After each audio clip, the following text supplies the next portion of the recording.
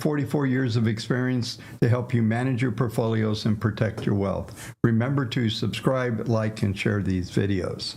Sorry for the delay, but we had a crash of equipment. I had to reboot everything. But in tonight's video, what I'm going to discuss is an upcoming potential major reversal pattern, and I'll get into that in detail tonight. So let's get into tonight's video.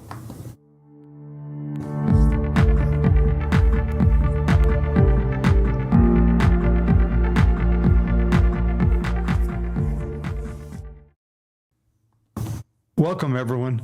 Once again, sorry for the delay. I did have a complete crash, had to reboot, set up everything. So here we go.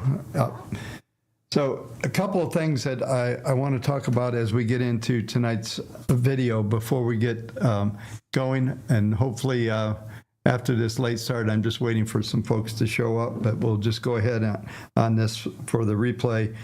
But we saw a couple of things that I thought were interesting from the standpoint of the market configuration today. I talked about in the last night's Substack that we potentially were looking like we might get a bottom if we were able to hold that 50-80 number. And there was a number I also mentioned, 50-71, and then I mentioned 50-50. And you folks should know by now, if I mention these numbers, they usually get hit, not 3 days later, but the next session. So we did that today, and it was quite emotional. When the markets broke, you could see the volume pick up, and it was moving pretty hard at that time. Now, what we're seeing here, this was the fourth day down in a row. We're probably going to get one more. Good chance that we'll get some numbers that I'll talk about tonight, and we'll get into that. But let's go through some of the economic stuff that is coming out for tomorrow. I'm looking at a couple things here, so bear with me because it's been very disoriented as I was getting going tonight. So we look at yesterday, we did have the mortgage apps were actually up, and that was somewhat encouraging. But as we look at what happened during the day on Wednesday, it was a lot of stuff going on. We saw technology get hammered. The NASDAQ hit some of the numbers that I mentioned in the Substack last night, probably mentioned on the YouTube as well yesterday. So we're seeing, some interesting things starting to unfold. I'll possibly go into some individual stocks again tonight. I'm going to do my best to keep it really short. And just remember, if you forgot, that Thursday there's no video, and then Friday we'll do a live stream on Friday and hopefully get some more trading going at that point. That'll be a live trading session. But as we come into tomorrow, we got claims. We have the 215,000 on the claims, continued claims 1.87 million. These numbers have been frozen forever. And a couple of videos ago, I went into a bit of a rant about what's going on and how these employment numbers are continuing to get stacked and maybe manipulated a bit through a lot of the, I'm doing air quotes, immigration. And that appears to be a continuing thing. I saw two Fed's comments today just by accident, and they were just talking about how strong the labor market is, and they're really talking that factor up. And also, I mentioned in yesterday's video and possibly in last night's Substack, is we're getting little noises from other central banks. These folks are on conference calls every day. I think Jerome Powell is directing the entire Western world. The only people out of sync are the Japanese, and we'll probably, as a matter of fact, I will go through the US dollar and the dollar yen because there's definitely some things going on there that we need to be paying attention to. And yeah, and I'm just looking at a couple comments here. Yeah, so let's go through a couple more items here. My favorite stock, Tesla, is continuing to decline. I saw something that the Tesla is putting out a proxy for Elon to get a incentive-based income. of some sort, but he's got a lot of work ahead of him, so they might as well give it to him. Maybe he'll be able to sell a couple of EVs. But right now, I think it's next Tuesday or Wednesday, we get the Tesla earnings, and it's expected to be the worst sales number that they've had. And I'm sure all of the fanboys and gals will come out in numbers trying to find another reason. I keep getting comments on the channel and on some posts that I made on X that, they're more than an EV company. They're robotics and all that. But I'm arguing, no, they're not. They're just EV because they're not selling any of that other stuff. They're spending money on all those technologies. They're not making any money on them as of now. Maybe someday. Just looking at comment I made here is Tesla's on a cliff. I think we're heading for 147 and some. If we break that number, then I will do a special just on Tesla when that happens. So something that was interesting that I ran across today is we did see utilities pump up 2.1. Maybe whoever said something about utilities the other day said it's time to buy utilities. And I said, wait, we're already long utilities in the models, so maybe there is something there. And maybe we'll take a look at a couple of these other indexes. So I'm just looking at a couple of comments here. So let's talk. I'm going to set this up a little bit. And one of my favorite students from my old live room that I used to do from the training, and we did a lot of trading and training in that room, and brought up something to me that the monthly chart is having a reversal pattern. So we've made a higher high than last month. The high, and I'm going to go through the charts here shortly, but it's an interesting setup. It's the middle of the month. It's the 17th. Tomorrow's 18th.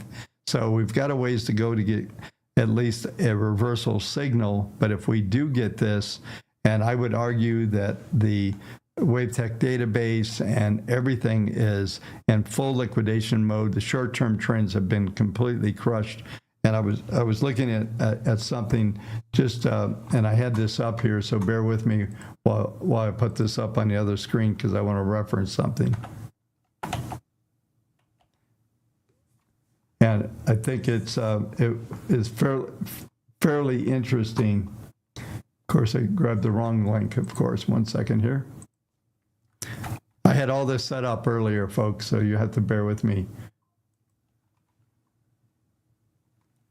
Yeah, it's not being friendly. Oh, I know why. Bear with me. All right. So here's a couple things I wanted to point out. I apologize. Everything crashed, so I'm still trying to recover from that. But I just look at some of the headlines from both the YouTube channel. If we go back to April 2nd, we started getting, I put out warning signal on 4/2 as we came into the very beginning of Q2 here. We're getting all kinds of things come out. Then there was on the 4th of April, I said our market's about to roll over. Now we're starting to see some things really interesting here. And I think on the 9th, I had, can the Bank of Japan trigger a black swan event? And there is some things going on with the yen we'll cover tonight. So market reversal, which was on April 5th. So there was a lot of things coming out on April 3rd, WaveTech signals sell-off. So this has been going on. These signals have been very obvious going on with inside of our quant world that I live in. And this is why I go through all these numbers every night, because they are very significant from the standpoint of giving us insight into what the markets are likely to do. And I just continue to be amazed at how accurate these things have been. They have guided my career since we actually technically released the original WaveTech, which was called VPM, the Virtual Portfolio Manager, in I believe it was September of 1998. And the current somewhat version of what's out there right now was launched around 2000, at the beginning of 2000. So I've been watching this database for a very long time. It's given great insights into market shifts and things that are going on. And I will show you here in a few minutes. I'm going to bring up the WaveTech database just so you can see how blown out this thing is. And I think it was, I don't know if he's around tonight or not, but there, somebody was asking, once it blows out like this, is there a lot of opportunities? And the answer is yes, but on a short-term database, we've already blown that out. Let's go ahead and go to the WaveTech database real quick.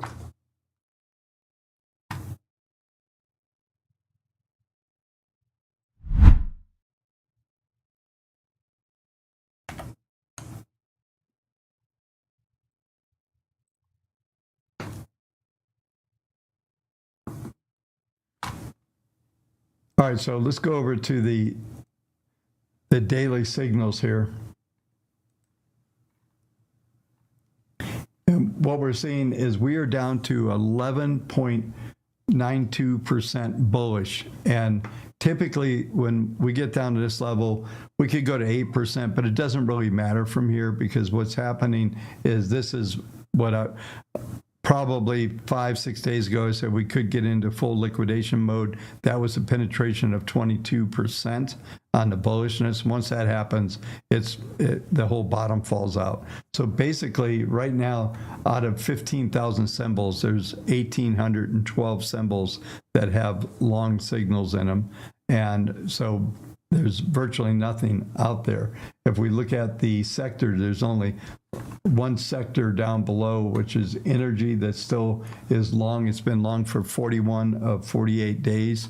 I know this might be a little small for you to see just right here, but that suggests that most of the duration is over with on the energy. So we could be 0 sectors long, and there's still, if we look up at the groups right now, there's out of 102 industry groups that we have inside of our database, there's only 9 of them that are long. So 8.33% on sectors, 8.2% on industry groups, and only 11.92% on actual individual symbols.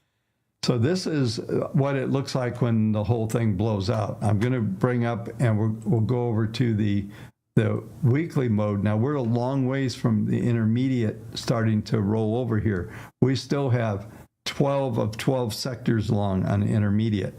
Now think about this. We've only moved about 4%, maybe closer to 5% now from the top. So from an intermediate trend level, this brings in a much bigger picture on what's expected from the database. And so this is my expectation going forward, is we'll start to see attrition down to at least 68, maybe 62%. If it drops below that, then we're going to be in a much more serious situation. And my anticipation, if we get this signal I'm going to show you next in the S&P, then my anticipation will be that we will see probably a challenge of the 42% bullish number. And all of these expectations that I've written about in Substack and forward looking, all of a sudden, all of these things are going to start to change, especially if we begin to see, you can see the sectors here, and what they're showing us is there's only one negative sector, but a lot of these still have a lot of duration left, and there is enough flexibility, leeway, if you will, in the patterns on intermediate to continue to stay long. But what we're going to watch for is if this database on a weekly or intermediate database in a typical holding period is the better part of a year, about 225 trading days is the typical holding period. So if we start to see these sectors drop off, all of a sudden the entire profile of looking forward is going to change. And this is all dynamic. Well, there was lots of numbers pointing. If you went back on some of the Substack issues back into March, I was talking about forward looking. There was going as much as November minimum and the potential of being into Q1 of 2025. That may still be the case. The only thing that will change that forecast, if we start to see these sectors that are on the screen peel off and we start to get exits on them. And these are big because most of these indexes have quite a few symbols in them. So I'll show you just as an example. If we go down to financial and bring that up here, there's 558 stocks in that index. So this is like the S&P 500 plus of the financial sector. And so right now, if you look at this, interesting, I pulled that up, we still have 64.87% of the stocks that are in the symbols that are in here are actually positive in it. And you can see we've also broken it down by sectors. And this is, some of these are doing pretty well. Consumer financial services up 22% as an industry group. So this is a much different view of the world than you see on the short-term database. So I want to actually just show you, I guess, contrast of where we are short-term, completely blown out, basically no trends. In fact, I'll show you when we go through the charts on the S&P that we're really in this hard down trend as far as we're going on the configuration. We're in a big downtrend. We're in trend mode, I believe, across the board. I'll verify that in a minute. So, yeah, I don't know about a crash at 499949, but anyway, we're definitely. I'm going to show you something that is going to be interesting. So let's go ahead and get into the S&P. The rest of this show, I'm going to go S&P, NASDAQ, and I guess we'll touch on the Russell. I want to do the Dow. I'll just make a comment on the Treasuries. I'll cover that in Substack tonight. But I would just tell you they're doing exactly what I thought. They should see yields pull back to around 450 on the 10-year. So I'm just going to make that comment. So let's go forward. We'll do the long-term view of the S&P and look at this pattern, and I'll reference some things that happened back in 2022. Some of you will remember.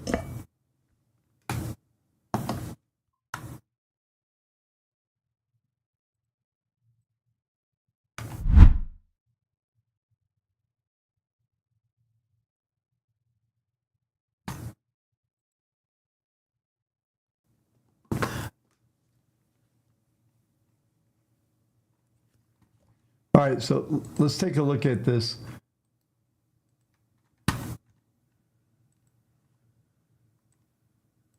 So a couple of things that we talked about. If we go back in February, at the beginning of each month, I usually update the longer term aspect. We still have a fairly strong signal, but we're trading. If you look at this chart here, let me just blow this up so you can see it better.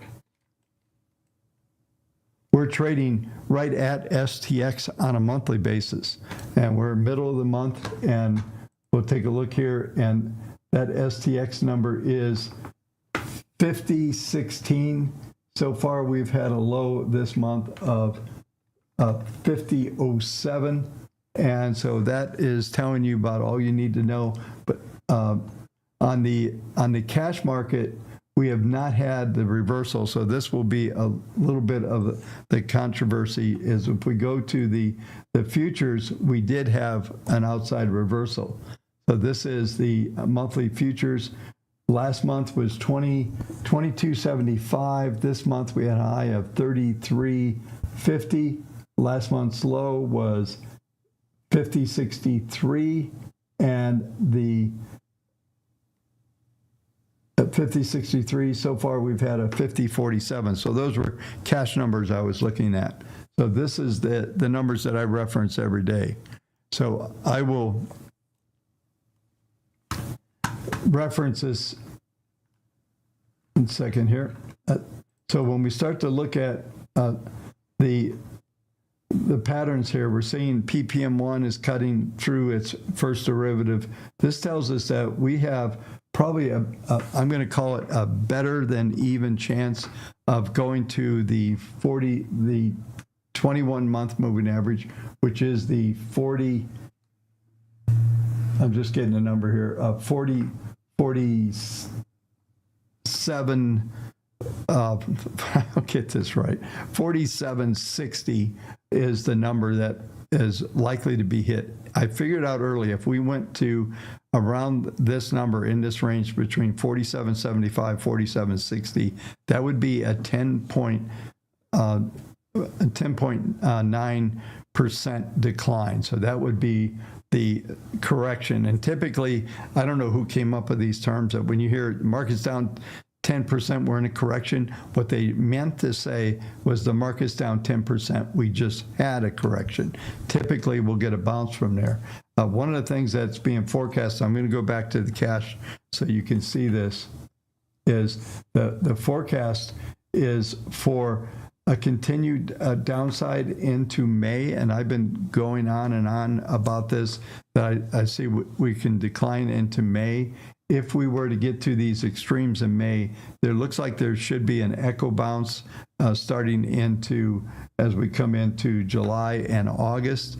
I don't think we go straight down, but the reversal pattern that we could get, then this will be futures only. If we get a lower close in the lower 60% of the range for this month, I'll talk about it a couple of weeks from now, what we'll end up with is an outside reversal. Those of you who've been around, you know that in 2022 in January, we got an outside reversal. We made a new high, a lower low than December of 2021, and that was the beginning of a series of events. So those of you've been watching the show, I've been talking about this weekly reversal. We got a weekly reversal 2 weeks ago. We got confirmation last week. This week we followed through. We have one more week of that pattern to go down, and this would be the same thing on a monthly basis. If we close in that lower 60% on at the end of this month, then that would suggest a couple things. This is actually really big, because when you get a all-time new high and you get a reversal pattern off an all-time new high, I would say there's about a 40+% probability that could be a major high that could last for a while. And that's what we have to watch out for. So the monthly reversal leads us to potentially a quarterly reversal, which would lead us to what we went through in 2022. And not only the only difference that we have at the moment is what I went through on the database a minute ago on the intermediate. We're very robust readings on the intermediate, but if it starts to deteriorate over the next several weeks and we get below that 42% level, we're going to start to get confirmations that we're getting something really big happening here. So this is, we'll call this as a preliminary view of what could happen. None of these things that I just discussed have been confirmed as yet. So I would suspect even if we close in the next couple of weeks, we close in the lower ranges of whatever this month ends up to be, whether we sell the low today or we get a couple more days lower, whatever it is, what I do suspect we'll get some kind of rebound back and a pattern to set up, and I'll be going through that. So I wanted to, this got triggered today when I was looking at things. I looked at it a little further and wanted to share it with you folks just so that you understood that there is potentially something going on. And I think it was maybe last night's Substack, between writing Substack and doing videos on YouTube, I get them blended together sometimes. But I really think there's a potential major shift trying to happen here. The metrics right now do not confirm it, but this is how we get ahead of the ball game a little bit by looking at the technicals. The next phase from my fundamental viewpoint will be the trigger from the database tell me that a lot of intermediate trends are starting to fail. And once I get to that level, then I'm going to be hardcore negative.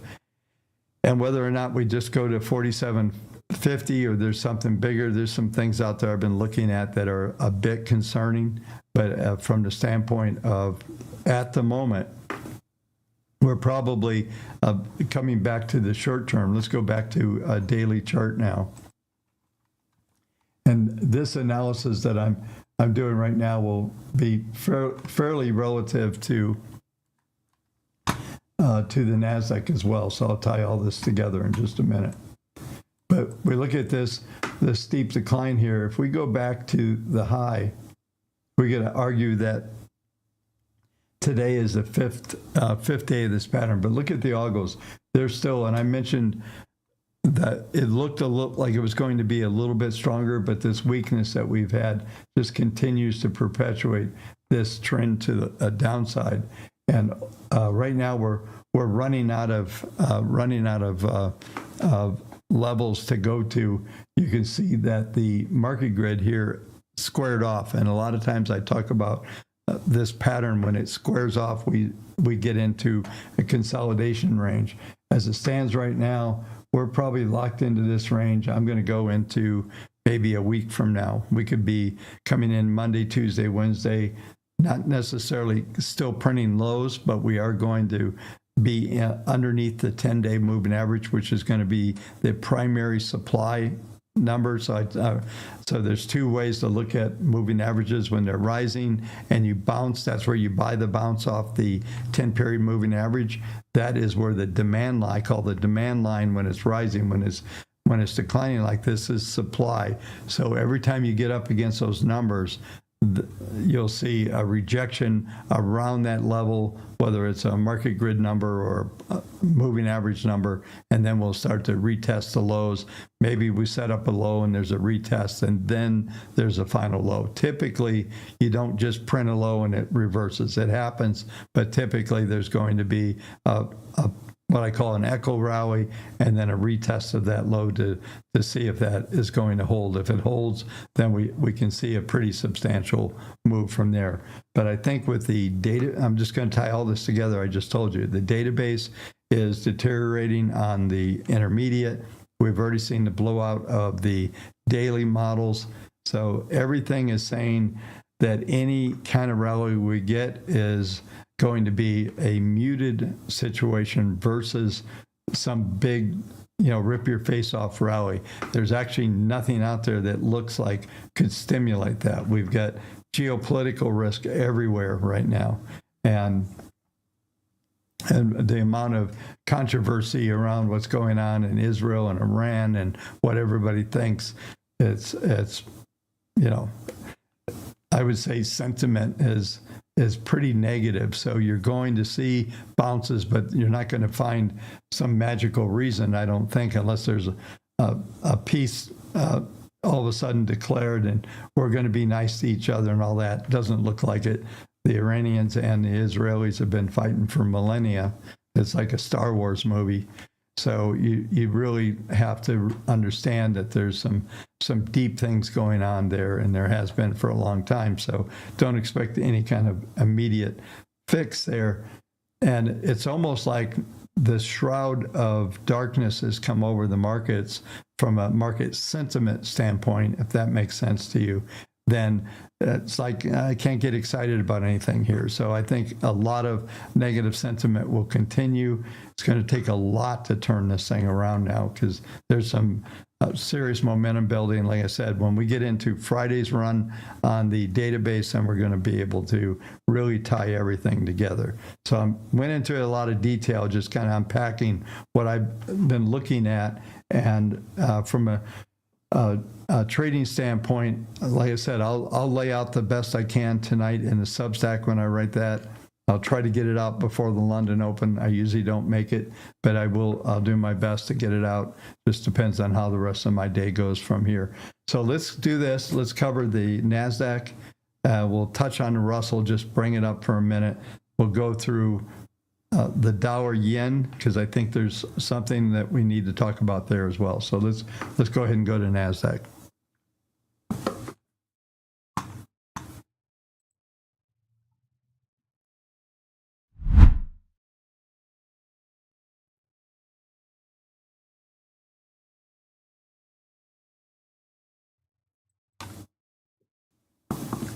All right, so NASDAQ, I know in Substack that I talked about this, is that we really have a much more negative pattern that's unfolding here. And NASDAQ kind of let us down, and that is definitely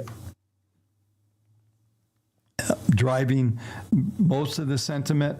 There's just nothing out there, like I said a minute ago, to be excited about. The thing I would watch for, you can see here, we've got a slight uptick. So if we can't get any rally out of here, if you look at the algos that are on the screen right here, my cursor is, you're going to see that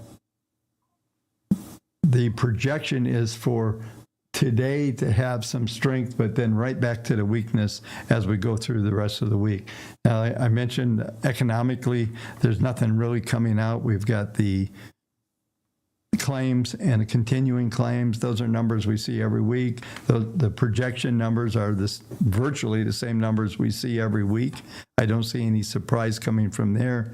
I just think this negative sentiment around what's going on a geopolitical level will be haunting any kind of rally that we get. And having said that, we certainly can get a turnaround and get a day or two of rallies, but that 10-period moving average on all of these indexes are going to be really important. So just take in context what I said in the S&P, I went through a lot of breakdown, is the case there.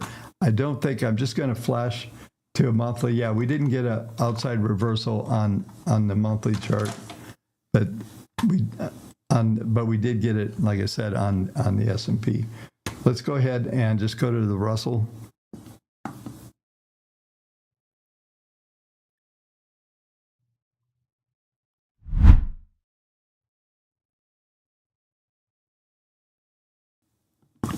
All right, so this is the daily cash Russell. Pretty ugly. Once we broke down, we've actually exceeded the Fibonacci targets on here, and we're continuing down.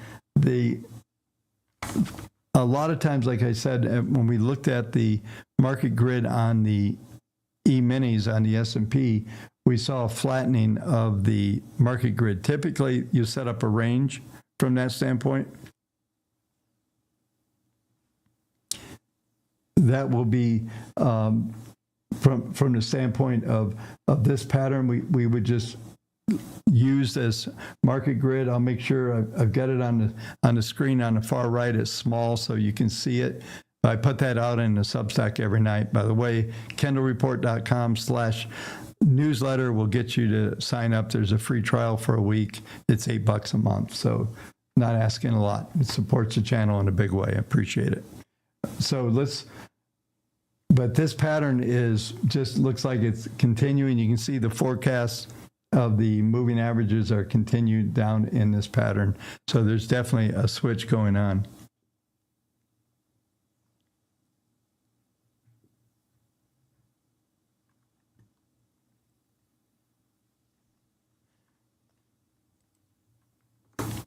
All right, let's go to the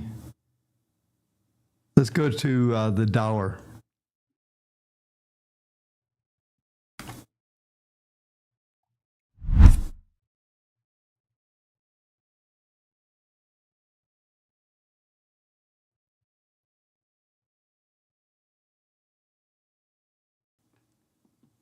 All right, I put up a weekly dollar here. You can see we've got this big surge last week. It had everything to do with the rates screaming up to the 10-year, up to basically the 470 level. Again, it's backed off a little bit, but you can see we had fib targets here on the dollar, and they were and are 106.17, 108.38, and 109.11. And you can see right here, we're 106.51. We're basically 20 cents off hitting fib target 1. We're starting to see it back off. As you look at the algos, though, they are stabilizing here, and we're right at trend mode. This is a weekly chart we're looking at. I'm going to bring up the daily next, and then we're going to take a look at the Dow or yen and have a conversation about that. So the daily chart, we had 5 days up. We got a bit of a gap lower here, and the algos are suggesting that we're going to go into a sideways pattern. So look for consolidation up here. I think that most of the strength that happened is over, mainly because as I mentioned in last night's Substack, I'm looking at the 10-year to start to back up for at least 450. That's not a big number, but 440 and at 433 level is going to be really big.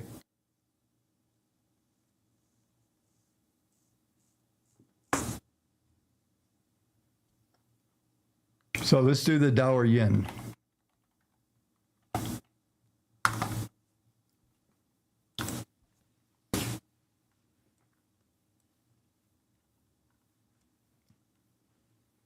Now, it's interesting, if I go back, and I know I covered this back in March, we look at, there were some fib targets out here, and we basically met, even though they stopped calculating over here, the upper target was 154.49. We printed above that number, 150, there's 154.78 was the high, and then we have some new numbers here. I'm going to lower this so you can see it.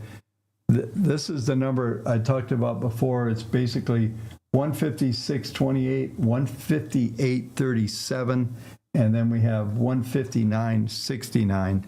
Those are big numbers. I do believe that we most likely could reach this Fibonacci target, but the algos are suggesting, this is daily, that we're going to flatten out. But let's go to weeklies, because that's even some better numbers here to watch. And one of the things, and I've talked about this a lot, when you're doing this type of analysis, that you have to determine which chart is dominant. And I believe this weekly trend is very dominant. We've seen the daily or the weekly market grid narrow down, but it's in a clear upslope here. And what that tells us is that we're still potentially going to these fib targets on a weekly, which is 157. So it's similar to the daily pattern at 156 and change. So 157, that's going to be a big number if we reach there. If we get there and we back off, that's great. If we fail to back off of that level, then the next two levels, which are I just mentioned 161, 163, that gets very ugly, because that starts to put some serious challenges on the Bank of Japan and what they're going to have to do if they're seriously going to consider to protect their currency. And listen, I grew up, if you look at the 1979 through 1983, when we had Treasury bonds printing, 15% long-term at 14.75 plus 15.25% on a 30-year bond. When we were printing those kind of numbers, the dollar was all over the place. If you go back and look at those charts, and I don't know, let me see how far back I can get on this, because maybe we can just do that look back right now. No, this goes back to 06. I'd have to go, I don't have a good chart here. But one of the things that, hang on, I think I might be able to get something. Bear with me.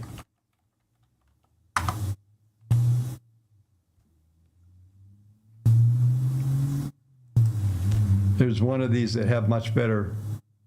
Yeah, this is the chart I want to show you. And I think I showed this in maybe in a Substack, or maybe even talked about it on the channel here. But this is the chart I have up here right now. Goes back to 1971. And you can see the dominance which the Japanese have. And when you look at it from this standpoint, it doesn't look too bad. It looks like it's a retracement of the strength. The problem is this is the results. I think what we're seeing here is this is the results of keeping those yields down, staying in QE, for 3 decades. And even during that, they were able to maintain the strength in the yen. And now that the Dow are starting to rally, you can see here, and I brought this up purposely because these numbers, there's projections out here right now for the yen to go to 175, or Dow or yen to go to 175. That would be an absolute disaster. And if the Japanese if they sell U.S. Treasury bonds to do that, then we're going to see 10-year over 5%. We're going to see some real ugliness, and it might be the reason why that happens. And that's why I titled one of my Substack newsletters, "Can Japan Actually Generate some type of black swan event?" And I think it's possible if we start to see any acceleration. If I come back over here and look at some of the PPMs, they're suggesting, and this is important to understand as well, the forecast here, and you can see on the moving average forecast that's on this page, it goes flat. Doesn't mean that's what's going to happen, because they're going to adjust as we get more data, but that at least tells us we're most likely going to stabilize here, which would be the best thing possible for we'll just call it the world financial system, because the Japanese are still very, very big. They have a lot of impact on things.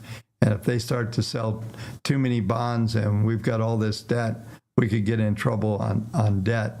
And that would just ruin my whole hypothesis that I put in for the longer term aspects of the U.S. economy and the world economy that I put out on December 29th. So if you go to Substack and sign up for the free version, you can go back to December 29th and look at that. But what I was discussing there is that I believe productivity is going to really expand. The problem here in Japan is productivity doesn't matter. We've got demographics issues big time. I think it was last year, might have even been in 21, but there was 680,000 population loss just in demographics. So demographics are becoming a real issue literally across the planet right now, even in China. So I won't go too deep into that. But basically, the forecast is that we're going to stabilize here. If we continue to move up and we start to break some of these numbers I just talked about, then we're going to see some super ugly scenarios, and nothing is going to do well in that pattern if that happens. And you add in, think about what we can do right now. We can put together geopolitical risk, major potential World War III type scenario, all this stuff. We've got all kinds of financial risk and debt and all that. So you come up with, and this has always been the case. And so I saw someone say that Peter Schiff is saying 5,000 gold. Well, he's been saying 5,000 gold forever, I think. But that may be that maybe in the end Peter will be right. But the point is that all of this stuff is really coming to a head, and every time it looks like we might get beyond it, then there's another event. And it's sort of like everything in life. Everything just stacks up on you, right? You think, okay, we finally got this, we can go forward. Now there's more complications, another event that has to be paid for, and it just seems like a struggle. You have to realize I've been on this planet for 71 years, so I've seen a fair amount, and I've been through lots of things through life, and it just sometimes it's markets I see is the same way. As they just started getting all these events stacking up on top of each other, and it gets more and more risky. Typically, the good news is that this is a quote from my brother: when the things get this so screwed up that you have to know there are millions of people trying to avoid this thing or fix it. And that's the good thing about humans. So we're pretty good at fixing things, but we're also pretty good at jacking them up pretty good as well. All right, so I think I'm ready to move on. Let's do this. So let me just look here. Yeah, I'm just looking at a couple of things. Anyway, interesting conversation I've clicked up here. Yeah. So anyway, it's a very, very interesting scenario we've got going on here. So that kind of triggered me into that. So to finish off today's video, where are we? 44 minutes. Let's go, since we're speaking of gold, let's do some long-term gold. I think gold's probably topped out for the moment, but maybe we'll do a metal section here. We'll do gold, silver, Bitcoin, and call it quits. I think I have time to do that. So we had a couple pretty good conversations tonight. So hopefully a lot of folks get to this place in the video to get it, to be able to absorb some of the stuff I talked about.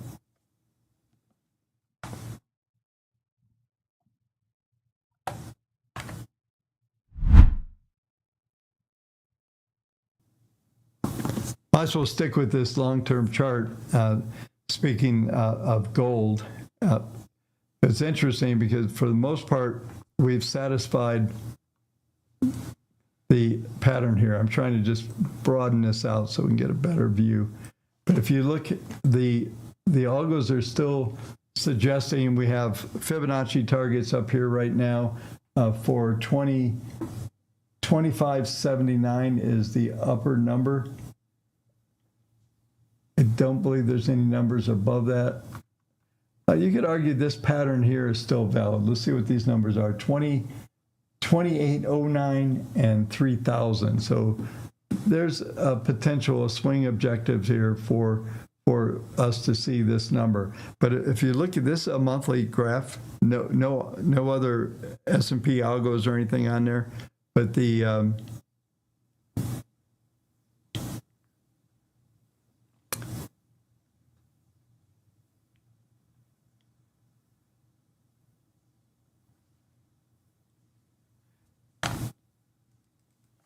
yeah, so the patterns that we're looking at here on, you can see everything's starting to turn down. So we're fairly close to satisfying this move. I think we could extend, but if you look at this, it's going out, and I see. Yeah, so I see Jason D talking about the database. It doesn't turn that fast, son. It takes a little bit more work than that. It will take multiple weeks to turn it around from here. And take it from a guy who's watched the database for almost 27 years. And so anyway,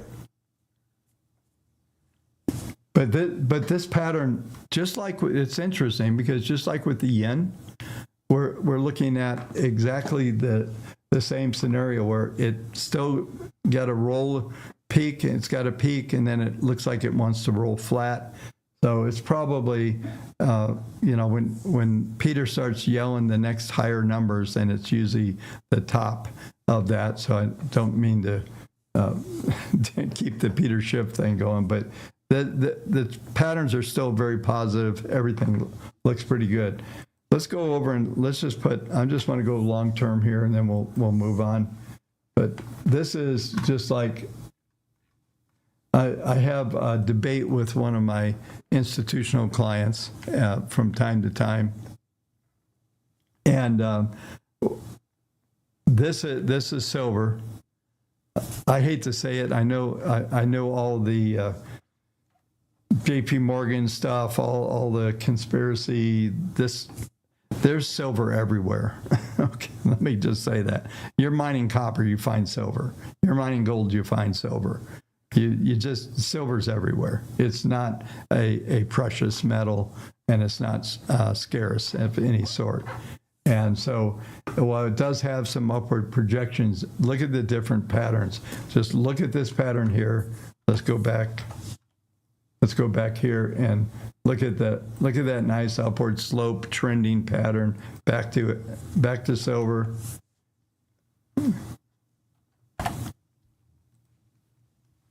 And you've got the big spike in 2012, and then here we go. Matter of fact, it's forecasting lower looking out. I suspect it'll be more sideways. There may be a bigger base to be built, so there's doesn't appear to be a lot there. Yeah, and Ronald Ford, if you haven't already owned gold, then you're in a tough spot. it's going to be tough to try to buy it at these levels. All right, so where are we at? 49. Yeah, let's go ahead and I'll cover Bitcoin. Just some long-term perspectives on here from the metal standpoint. So let's go ahead. Let's do Bitcoin, and then I'll come back and chat for a few minutes.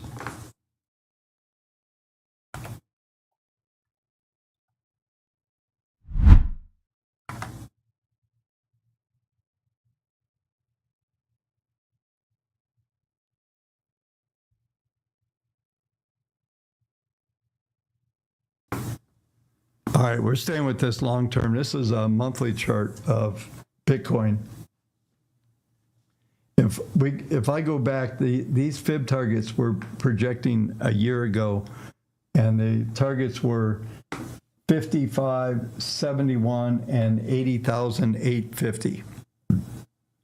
Now we've satisfied fib target 1 and 2, and we've got a pretty decent reversal coming on here. Let me blow this up, you can see it.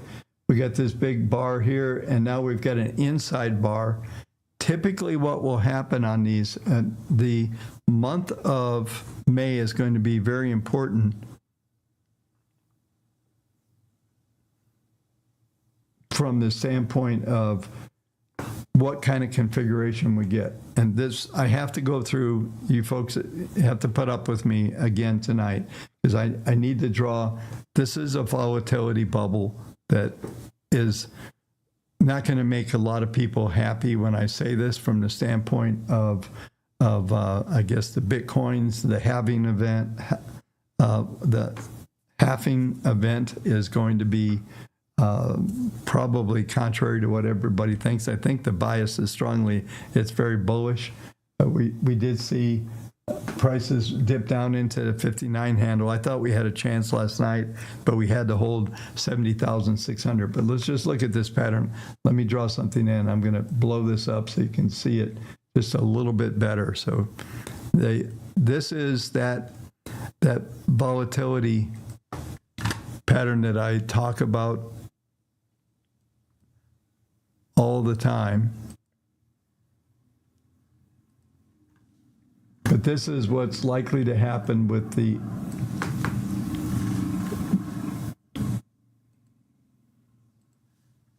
market grid.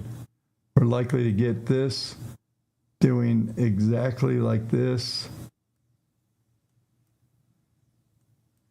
And then what we should get then is we should start to see during this time, we're going to stay within this flag from a bar standpoint. So we should get some kind of pattern. I've made it more like a flag, but it'll probably be much more different. You might even see this come down in here, and just depending on what types of things happen. But it looks to me that we could be locked into a range for multiple months. If we look at it from this viewpoint, we're going to go to a weekly chart next, just to bring in that perspective.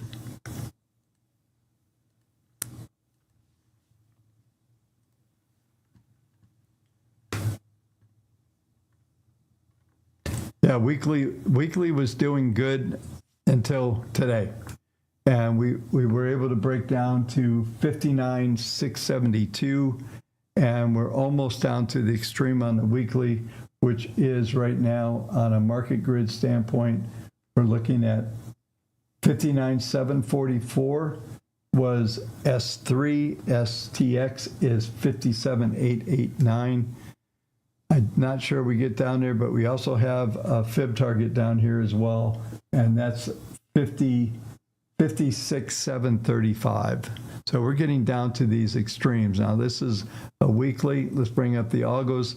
This is what's been forecasting on the algos for a while. Much weaker numbers, probably end up at the 21 period moving average, which is right now 52,800, but it is rising. It's rising about 700 per month, or per week, I'm sorry. And so we're probably coming down into that famous wedge pattern that I talk about all the time. Another one of those things that I keep referencing everybody to, and that's this number right here. Where we get into this pattern here, and we trade, the market trades in here and works this range, and then at a later stage we'll find out what's the next direction. But all of this stuff is suggesting, it's what, April 17th. All of this is suggesting a lot of work in here before we see the market really go anywhere. We'll see if I'm right, but this is what that's what the analysis is telling me right now, is this is how it should end up playing out. We'll do a quick move on the daily. We continued, as I said, we punched out that 60,760, which was the low way over here. I believe it was right here on March 20th. So we bounced a little bit, came up, attempted to make another high. We failed there. So if you could argue, we're really just trading in a range, but the dailies are attempting to turn up. Even though we punched through that number, the next couple of days look like we're going to see some numbers on the upside. But I want to point out something. If you look on the far right, the PPM1 is minus 1.57, and that's big time downtrend. So your rejection point, very simple to trade this thing, is 65,639. It is dropping down, looks like 50 bucks a day. So that's going to be your point where you're going to see some rejections from, and then possibly, depending on what type of pattern comes out of this, we might see it finally stabilize, maybe try to rally up to the next level, which would be back at 66, 67,000.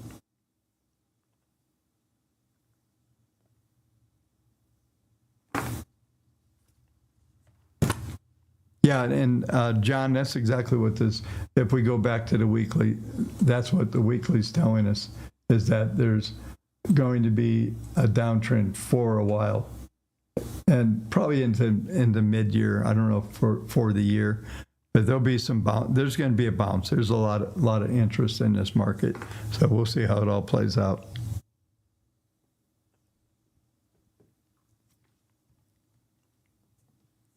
Okay, folks, just coming back on screen, we're right at the hour again, so that worked out perfect. Hope you enjoyed today's show. Make sure you hit the like button, subscribe, hit the bell, do it all. Okay. I do these live streams. There will not be a stream tomorrow.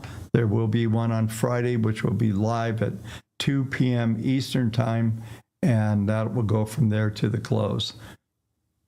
So I'm working on this announcement. We have a couple things that we have to do, but we've got a special offer coming out pretty soon. So hang in there, keep watching, and we're going to go through this all together, folks. Best of luck to you. Have a good day trading.